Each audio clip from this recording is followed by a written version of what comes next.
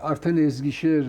վաղը իրանական ամանորն է, ամբողջ մեծ քաղաքները համարյա դատարկված են, ժողովուրդը հիմնականում գնում են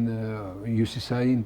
ծովափնյա շրջաններ եւ արևելյան անվտանգ շրջաններ, որտեղ գիտեք Խորասան նահանգը Աֆղանստանի, Պակիստանի կողմը այդքան ռմբակոծում խնդիր չկա, ժողովուրդը հիմնականում քաշվում են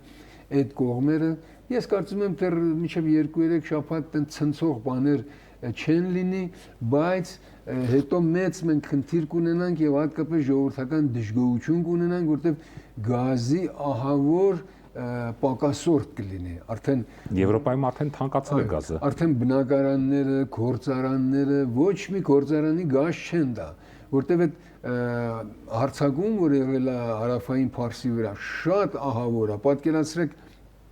Իրանը օրական մշակում է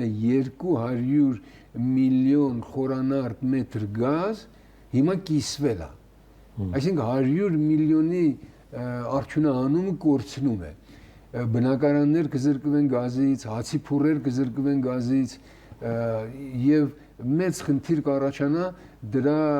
արդյունքները մենք կշոշափենք մոտ 2-3 շաբաթ հետո։